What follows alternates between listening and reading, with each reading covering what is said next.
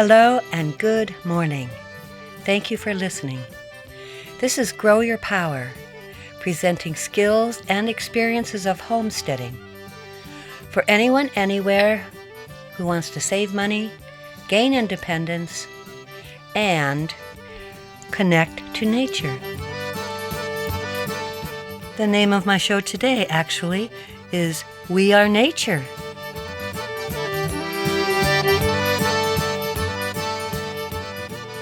I am your host, Anne Greenfield.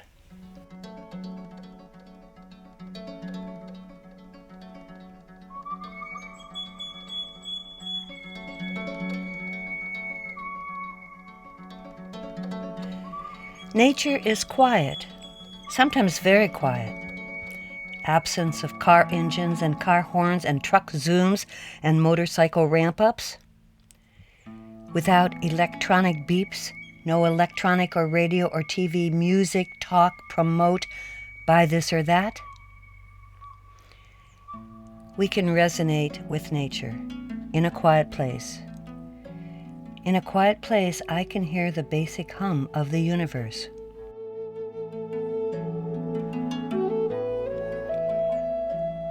Sometimes nature isn't that quiet, and we definitely hear it. Storm trees cracking in the wind, floodwaters rushing through a living room, the roar of a forest fire. But within the quiet of nature, there is much to be heard and seen that we miss every day. The bird songs of goldfinch and chickadee, the starling colonies that make waves through the skies, the swirling energy that flits around, the growing, permeating roots of a dandelion as its first greens push through the soil and extend into leaves and stalk, and a bright yellow flower that attracts the bees. And we don't see the bees who carry pollen to a myriad of other plants, creating food for us.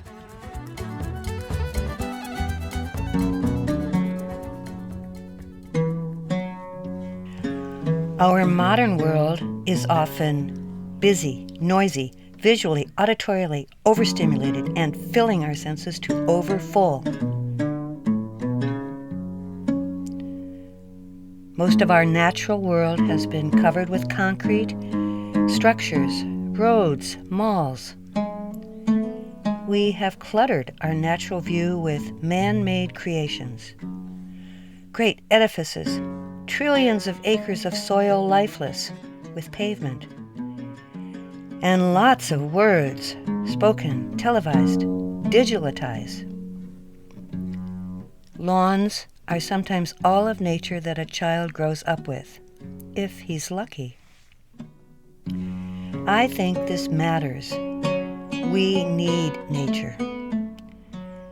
And it seems that a large part of the world's populace denies this.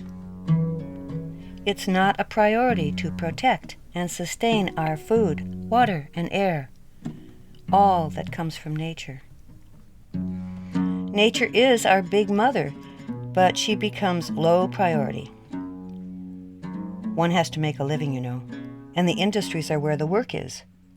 Making money is the essential thing.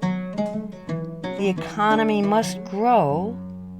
We must just have to look the other way, ignore Mother a bit, destroy a little of nature, a little of life. And do we ever think about giving anything back? Giving our mother some little presents at least? If we follow the news, or our own experience even, we might suspect that the earth, the wholeness of what works together to sustain life, is being seriously challenged.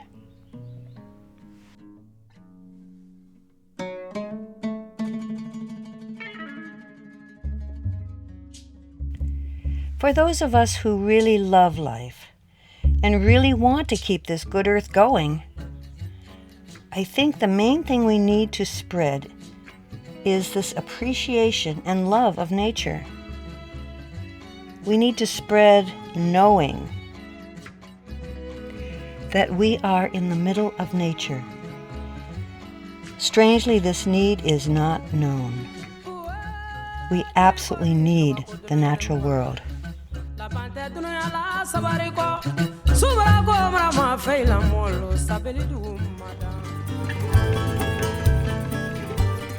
How do we do this? First, I believe by experiencing nature more ourselves. Reading words or seeing pictures of nature is good, but limited, only a partial experience of nature. There's so much more.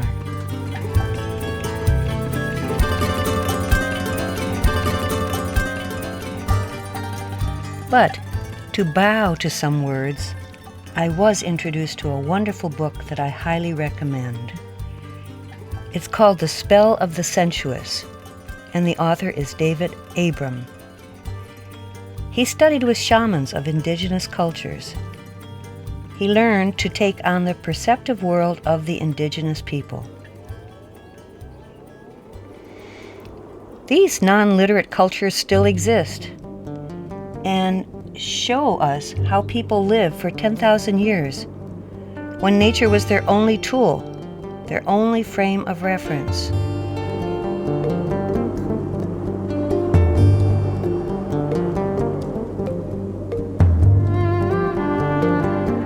Indigenous folk, it seems, receive information about themselves and their world from the other animals and plants, from the sun and moon and soil, and from the air, the breath. The air, which they see everywhere and in everything. What is this perception like? I feel very distant from it.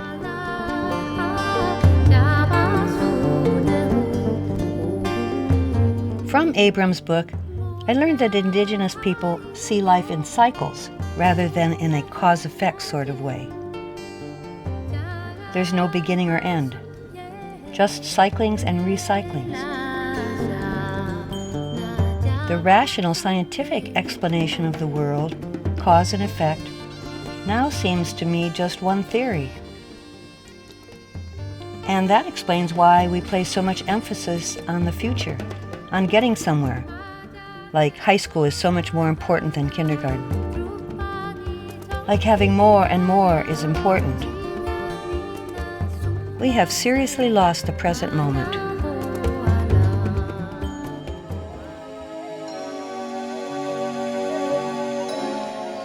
I am personally inspired to know nature better.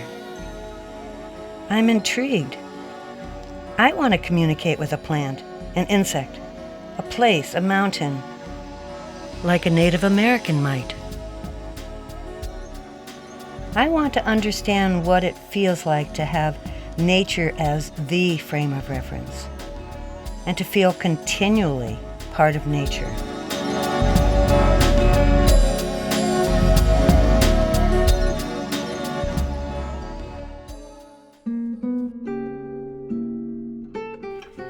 A woman in my writing class wrote about getting insight from a sprig of lemon balm, which she had picked. It didn't know it would end up here. It followed its instinct, its DNA, and its will to become alive, real in this world. By twos, it branched out, finding perfect balance, as a dancer might. Its grace to be noticed by those who would take the time. It did its job, being green, reflecting light, reaching for the light, richly aromatic, succulent, and lacy, moving toward procreation and continuing the life cycle. It was found today by one who saw value and took it from its base, brought it on a journey to this moment, to offer inspiration, and then to end its cycle, ready for a return to Earth.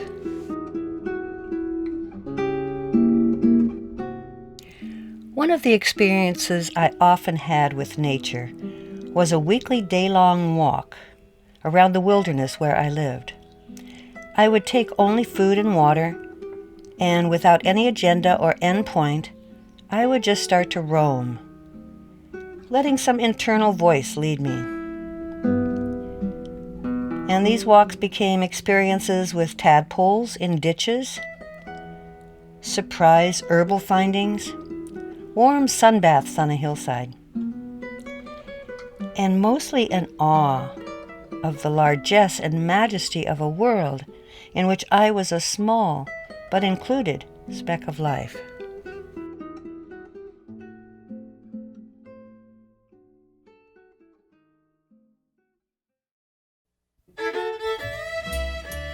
But I'm on a small piece of land now, and just walking through the lush spring grasses, I feel like I'm eating a pound of kale.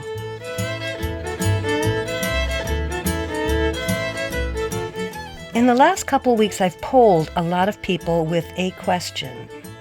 What is your first memory of feeling connected, part of, or embedded in nature? Most everyone I asked immediately went to a moment when nature really meant something to them. Dottie described being 3 years old, running with her dogs through the woods and through something called jewel plants, tall stalks with white petals of jewel flowers that would all release into a flurry of white petals as she ran with her 5 dogs. She felt free, she said.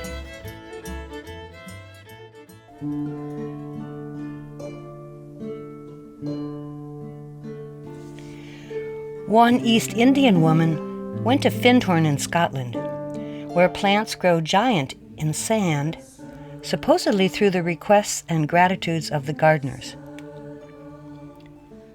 Through gardeners' respectful communication with other organisms. This visiting woman, being asked to pull some weeds, experienced an unpulled weed literally wilting in her hand upon her request.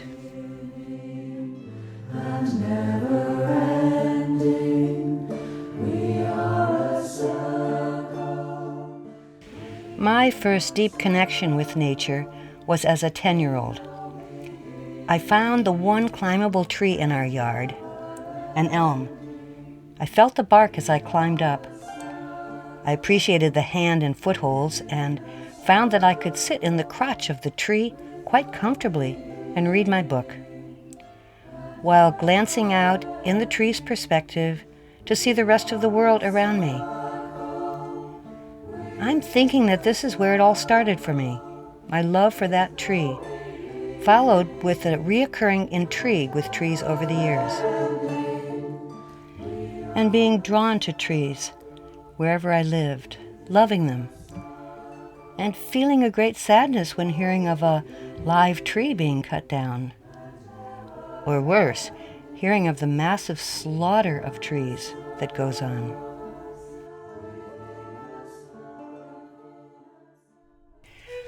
One man reported that his first memory of nature was being ordered to rake leaves for his father.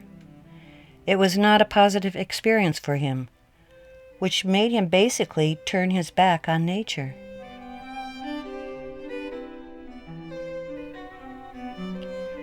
Several folks cited being taken by a momentous view, looking out a car window or riding a chairlift in the Alps, somehow being swallowed into some grand landscape. Is the word beauty? To sense beauty is to be uplifted. Is it losing oneself in a larger picture?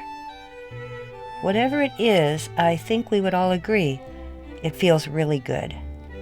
And we'd all like more experiences just like that.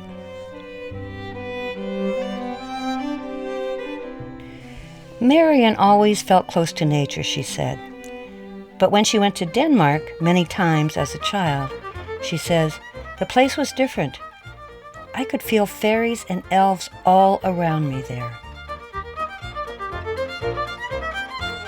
In Abram's book, he talks about the spirits that indigenous people see or feel or hear everywhere, in a wolf, in a willow tree, in a mountain, and in a place, as Marion did. Indigenous people talk in terms of nature, like a woman might feel squirrely energy, or, at a different time, protective as a mama bear. Indigenous folk communicate with nature spirits, or they have a shaman help them. They use nature to define themselves. Mostly we now use the written word, the written stories and theories to define ourselves. And more computer language defines us. Interesting.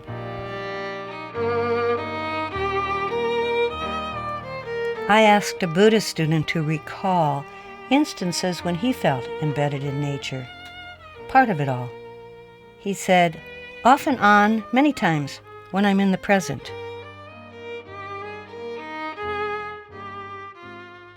Let's take a musical break and at least move our natural bodies around.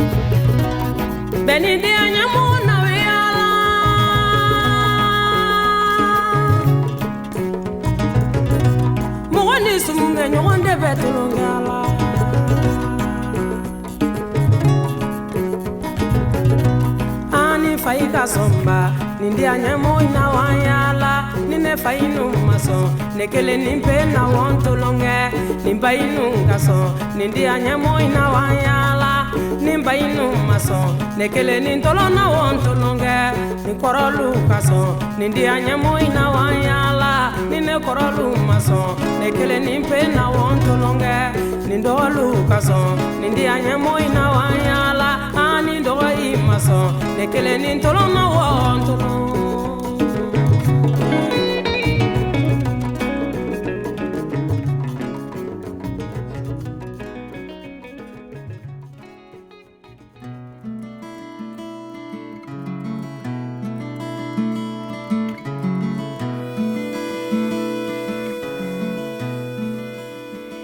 Well, I am using a lot of words to describe the indescribable. Words are only an abstraction from the total experience of nature. The prehistoric, non-literate, symbiotic relationship with nature went on successfully for 10,000 years. As modern humans, we maybe have 2,000 years under our belts, and our future is seriously in question.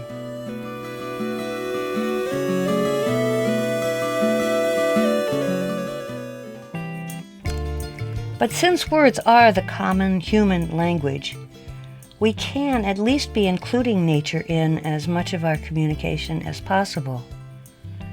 Remember nature could be a bumper sticker. Our song lyrics, stories, sermons could give homage to nature. And we should always be aware of our emotions. That's important. Hearing someone stating the facts of climate change might put fear into your heart. And someone telling you of some wonderful experience she had in nature can stir your heart with love and appreciation for this real person in a natural and beloved environment.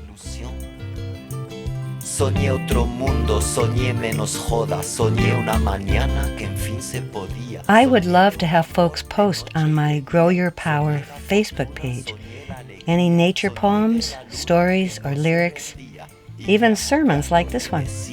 Calavera no llora, serenata de amor. Our intuition needs to be honored. Maybe intuition is stuff learned in past eons that's embedded in our DNA. I don't know. A friend, Donna, having never seen or heard of a horsetail fern plant, wrote, with a fern example in front of her, "Horsetail, you have been growing so long, time out of time. You reach back to when huge monsters stood chomping in the reeds, quietly grazing. You are quiet and tough. You had to be to make it this far. Most of your relatives died eons ago. And yet you have delicate rings, almost skirt-like, a touch of feminine on your long, slender body. What amazing stories you could tell us of dinosaurs and ice ages and droughts and falling stars from the sky. Of the coming of man, quiet and stealthy at first, then more boisterous and aggressive. So many of you were cut down to make way for farms and homes. But some human in this most recent time saw your silent story of ages gone by and rescued you to put you in gardens and pretty patios. You are domesticated now, but maybe some of your brothers and sisters still survive wild amidst the cars and pastures. Well, I know for a fact that horsetail ferns do still grow wild. Donna did not know that horsetail fern is actually one of the most ancient of plants, going back 100 million years, having existed through the epochs of ice and dinosaurs. But yet her poem shows her knowledge. Words, words, words. Let's definitely keep nature in our conversations. But what else can we do to experience more nature ourselves?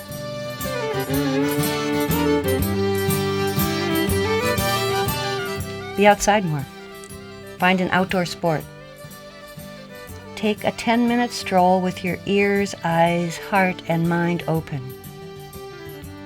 Stop and acknowledge a particular plant, insect, tree, or place. Walk barefoot occasionally on a dirt path. Swim in natural waters.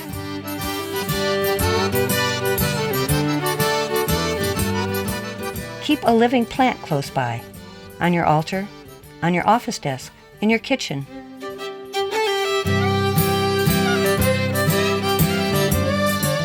Interact with nature. Grow food, be a homesteader, take care of a pet. If people could love and care for all the organisms of the earth as they love and care for their dog, what a different world. Open your senses for a moment as you walk between office buildings. Pause for just a breath of a moment in a natural environment. Give your child nature experiences. Go camping. And if you are designing a building, use the sun for heating and light and make the outdoors especially accessible, as in doors right off the kitchen and living room, as in lots of windows. When you eat, feel all the inner relationships that went into making that food. Eat just local and in-season food. I think I came closest to being embedded in nature on my homestead when I was spending 95% of my time there, when I was growing all my food there. When I worked in my garden, I was the dirt under the nails, the sun-baked cheeks, the sweet flower smells on the air, the strong trunk of the trees, the will to live of a freshly planted seed, the roots too hard to pull of a native grass, the prickers on the rose bush, and the sumptuousness of a just harvested crookneck squash. Just acknowledge nature whenever you can. Encourage it, help it sustain itself, bring it back. Maybe Maybe enjoy is the best word. What we love, we want to take care of. Or maybe it's the opposite. This is a serious mandate now, I believe, for the good of the earth, for the continuation of the human species.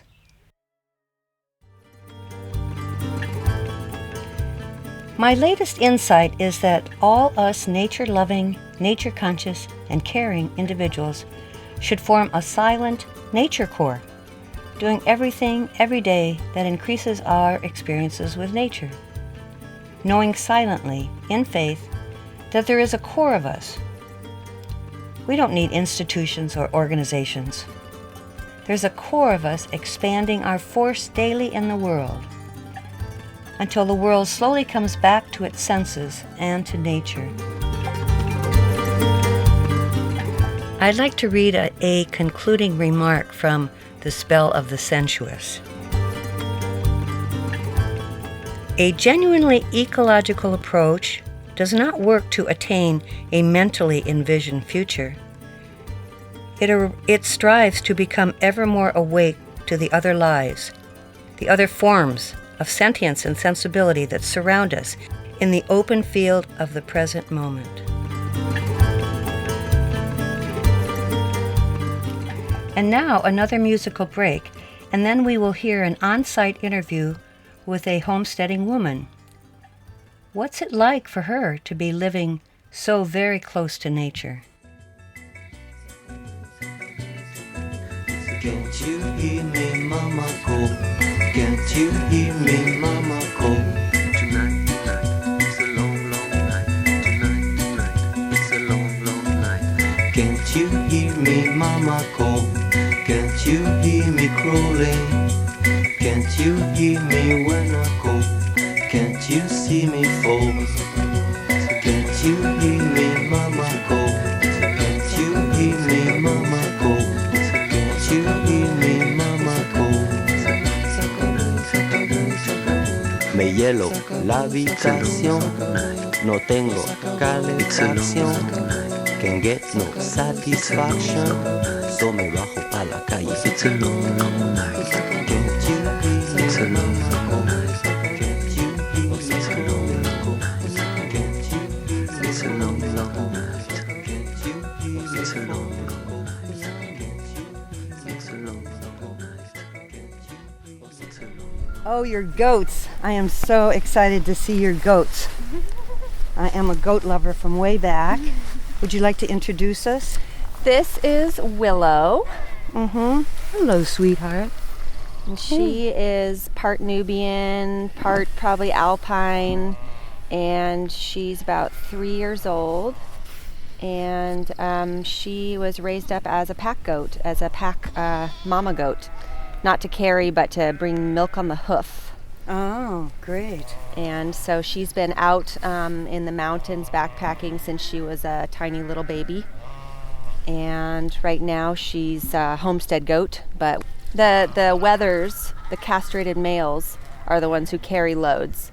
Because the mamas, they already have something they're carrying for us. Definitely. And we don't want to overburden them when they're making milk. Exactly. So, So I was curious about your feeding them on the trail. Do you have to take grain with you, or do you ever feed grain to them? I don't typically feed grain. I've been experimenting with feeding grain a little bit recently, but on the trail we only bring either a small piece of a mineral salt block, or we bring seaweed, one or the other, so that they get their salt and mineral needs met. Cool. And then when we're on the trail, they have basically free access to forage all day long, except for when we're walking. They don't eat as much, but they eat as they're going. They eat quickly, and then we stop and they browse for hours.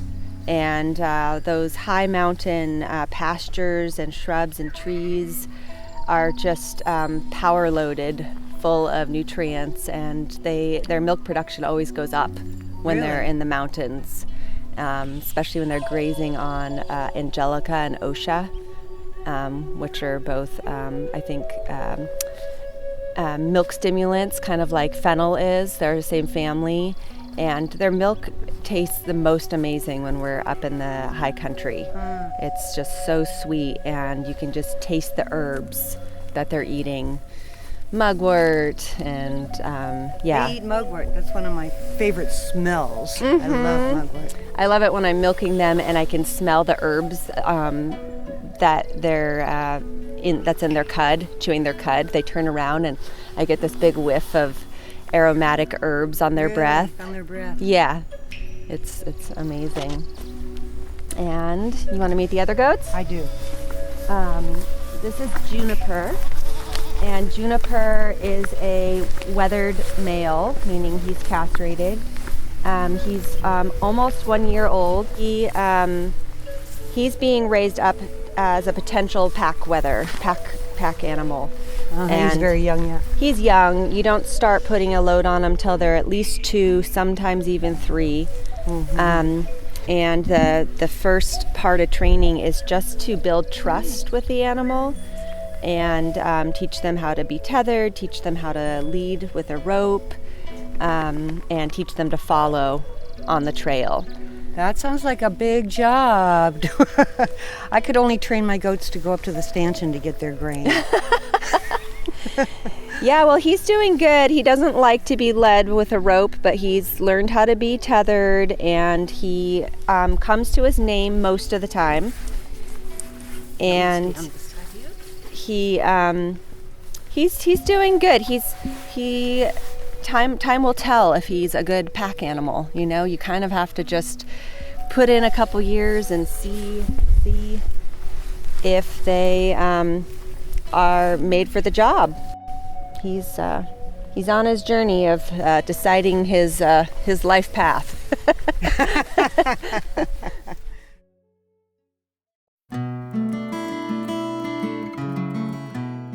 This is my mama goat Acorn. She's about 4 years old. She just had triplets, and I decided to find someone to bottle feed 2 of them because I wanted to have enough milk for my boys. So she has just one little baby girl that I wanted to keep, little Oracle Oak, and who is quite the circus goat. And then these other babies over here are Willow's babies. That's Ocotillo and Chaparral, and they're both boys and will be weathered and are potential pack goats as well, depending on how they fill out and their personalities and everything. And so far they're looking like really good potentials, just in terms of their strength and their robustness and their friendliness and also their quietness. They are really beautiful. I love the browns, blacks, whites of their coloring. They look like they're about, a 1.5 feet tall maybe at this point. And how old are they? This one is 2 or 3 weeks old, and the other 2 are a month old on the full moon, which I think it might be the full moon now. Mm-hmm. Yeah. Yep, I think so.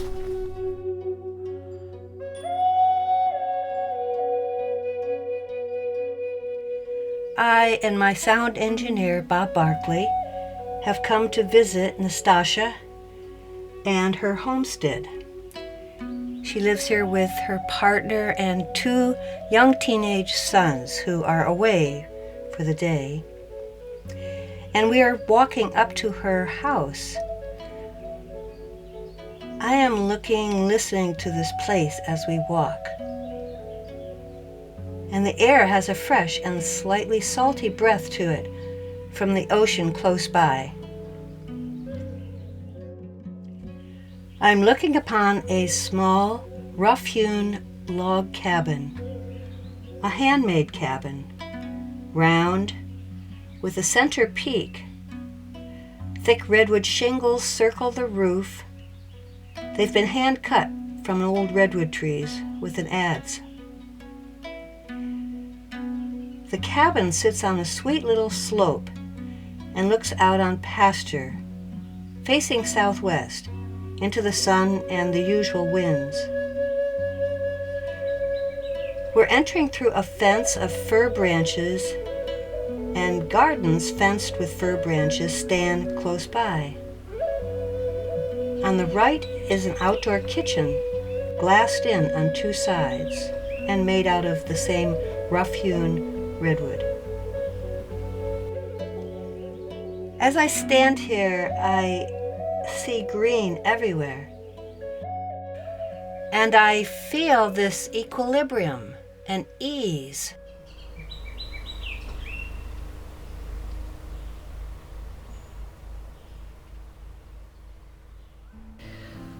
All right, Nastasia, I feel very comfortable in this handmade home. It just feels round and lots of windows. And thank you. Thank you for your hospitality. My pleasure. And maybe we can let my listeners know a little bit about you, like where did you start out in life? I am from Mendocino County, and I grew up out in the country out there pretty much my whole childhood, except for some brief times of living more urban. Yeah, as a child, really enjoyed going on long wanders out in the woods with my dog and just exploring nature, and it just felt free and adventurous, and I just had a deep curiosity about the natural world around me, and a deep curiosity about the way that the plant medicines were used by traditional peoples. So I started studying about edible plants and plant medicine when I was about 12, and got really interested and would just go out and identify plants and learn about them and eat them and make medicine out of them, and so that was a big thing for me as a child.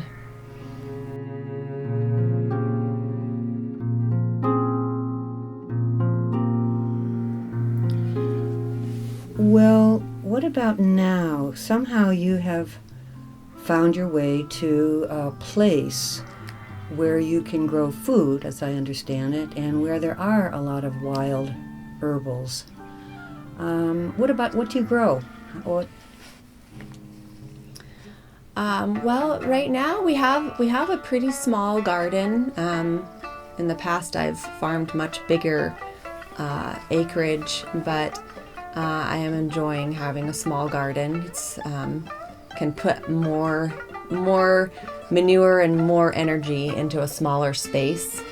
And right now we're growing Painted Mountain flower corn. We have parsnips, carrots, beets, yacon. I'd say the thing we grow the very most of is bodega rob, we call it. It's kind of like a naturally open pollinated hybridized brassica that seems to thrive here. Tree collards are actually one of my favorite vegetables I grow, and low maintenance. I grow a lot of parsley, and then in the summertime we have some tomatoes that eventually give us tomatoes, probably by October. Not the best hot crop climate around here. We grow Myers lemons, Travita oranges, and just planted a mandarin and a navel orange, Washington navel, which haven't started producing yet. Asian pears do really good here. Apples do really good. Just planted a persimmon. We have olive trees growing down the road who do really well here. And then on the land here we have sheep. Branching out from vegetables into protein. We have sheep who produce meat, So we get meat from the sheep and as well as wool. And then our beloved goat milk, which I make cheese with. So all of that is coming from the land here that nourishes my family. And I do believe that you folks sleep outside sometimes. Yeah, we sleep outside, I'd say, like how many, 8 months, maybe even 9 months out of the year. We just set ourselves up a little camp in the yard and just enjoy having a canopy of trees and birdsong and stars and sleeping close to the ground. Just throw down some sheepskins and call it a cozy nest. Well, I'm wondering what it's like to live like this, immersed physically in nature. What does it feel like? Can you speak of your relationship to nature in any way? Well, I really appreciate having a really small house and a separate kitchen, because every time I need to walk to my kitchen or go down the trail to use the bathroom or walk to the other house where my boys sleep, I'm immersed in nature. I have to step outside. Not everything is conveniently placed in one location, which convenience can be a wonderful thing, but it can be extremely limiting also. And so every time I step outside, I get to see amazing birds, which we have a red-shouldered hawk who practically lives in our yard, who's calling to us and flying around. So I step outside and I get to see that beautiful, beautiful bird, and I get to hear all of the beautiful bird songs that are chirping around, especially at this time of year in the springtime, and put my feet in the wet grass and just have a deeper connection to the wild lands around me, and be able to walk in any direction for miles and explore.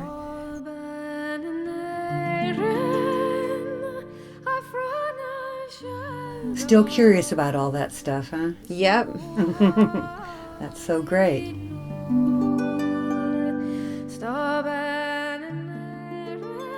I'm curious if you ever feel like you're talking to that bird that's become a part of your household here. Well, sometimes I do talk to the birds out loud, but I don't know. I think it's more of like a silent, intuitive speaking, kind of just like a silent acknowledgement of me and the beings around me, kind of like, oh yeah, I know you're there, hello, like the fox barking last night. You know, it's like he knows who I am, I know who he is, and you know that. You acknowledge the connection. We acknowledge the connection.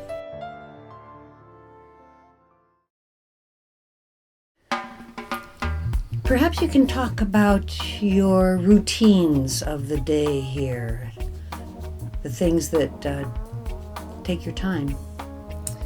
Sure. Just getting back into the milking routine again, because the goats just kidded. And so in the morning, I get up around 7 and drink my tea and get all my milking stuff together and go and milk out both of my does, and then get them to whatever place they're going to be in the day. Sometimes I take them for a walk in the morning. It's a browsing walk. Sometimes I tether them on a long rope in an area where there's lots of good things to eat.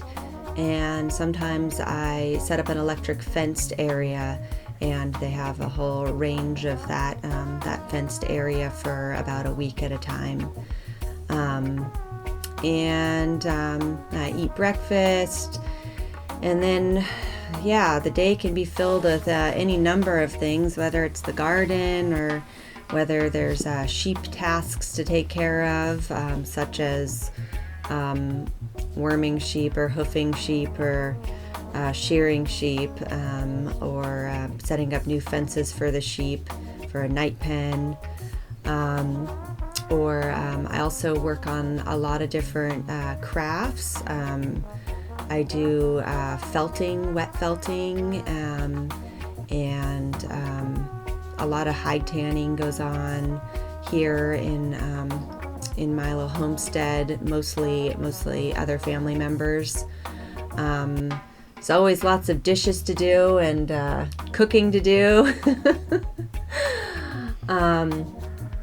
And then the evening routine, around about half an hour before dark, we round up all the sheep. They're kind of let out in a larger area for the day, and we run around and herd them into a night pen. It's a electric fence, probably about 4 rolls of electric fence, making a smaller area, and we herd them all in with guardian dogs. Make dinner and milk the goats and call it a day. Yeah, it sounds like a day. I know that when I was homesteading, I would wake up in the morning and just be grateful that I had so many neat things to do and that there was a choice. I've always had a choice. I was my own boss. I could do whatever I felt like doing because there was always something plenty to do. Yeah. Yeah. All the chores are so instantly gratifying and satisfying.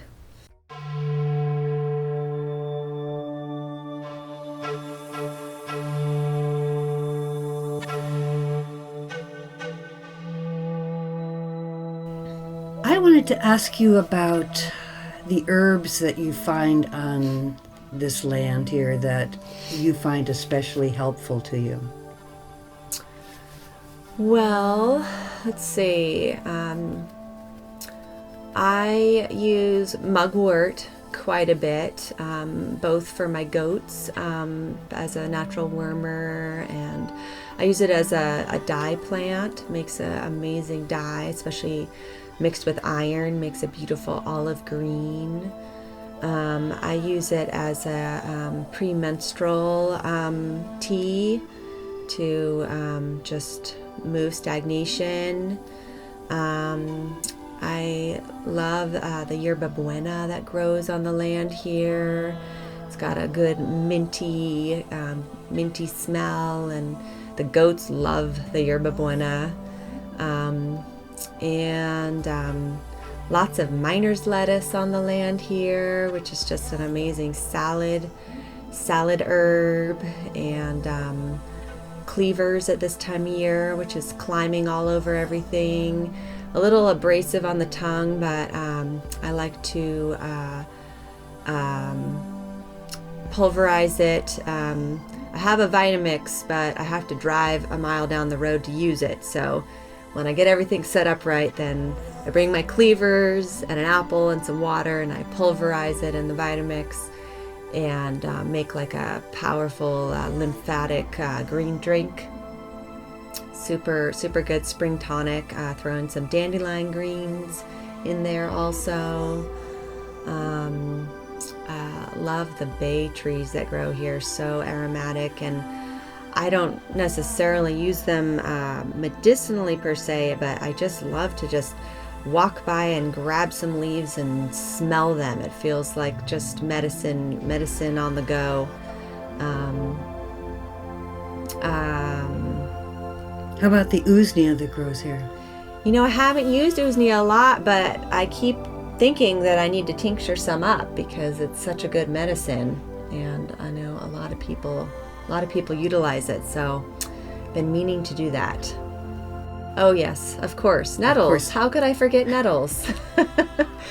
Yep, we harvest about a 5-gallon bucket full of dried nettles every year and drink it and use it as a supplement. And sometimes I powder it up and throw it in pancakes even. It's so nutritious. And right now I've been harvesting the fresh nettles and making soups and adding them to that, like a creamy, like potato leek soup with nettles pureed with goat cheese. That sounds very good.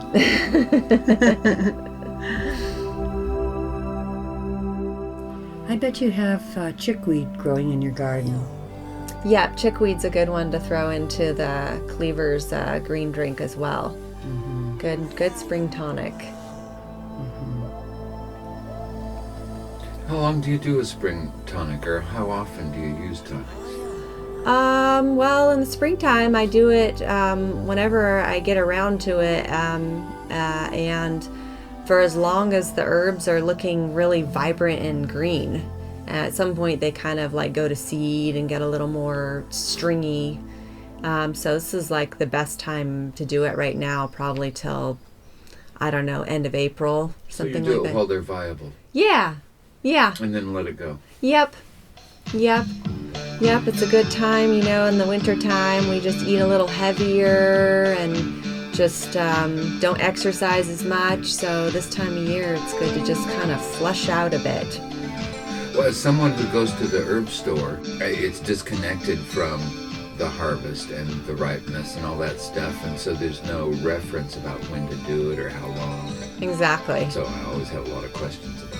Yeah. That makes sense. Yeah, it's nice to... Here's when you need it. When it's good, when it's done, so are you. Exactly. I mean, one can dry certain herbs, but some things that are real, like succulent and juicy, it almost just seems like you just want to use them when they're succulent and juicy.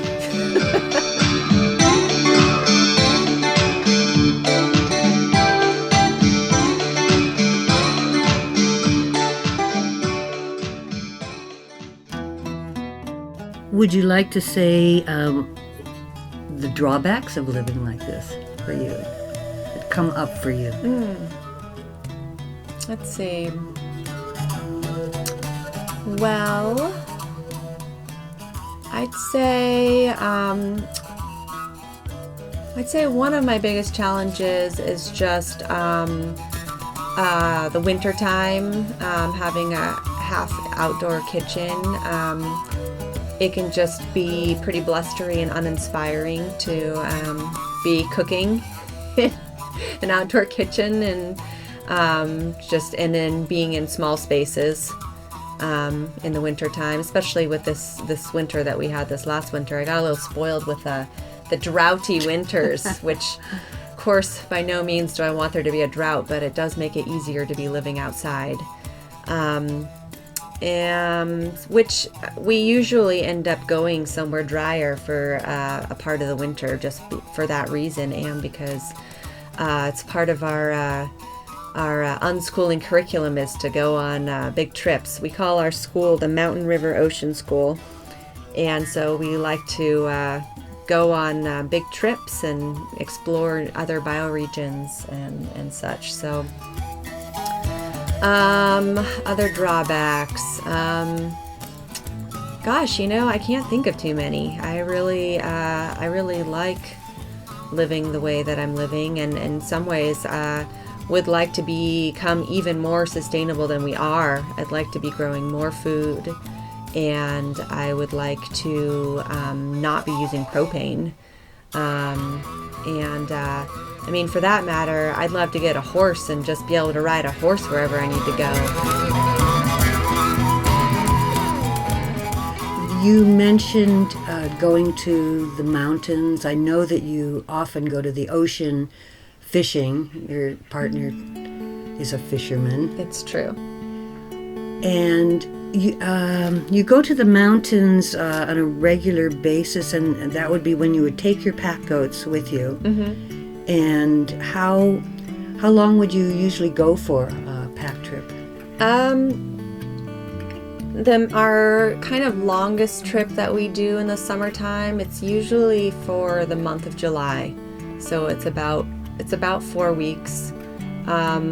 We usually stockpile a certain amount of food in our car, so we have to come out and resupply because the combination of us and the goats can't comfortably carry enough food for more than about 8 days. So we come out and sometimes we move the vehicle to a different trailhead even so that we can come out in a different way, go in a different route. But yeah, we go out for about a month, and we usually try to find a few friends to come with us because it's more fun with friends to be out there, especially when it's that long of a period of time.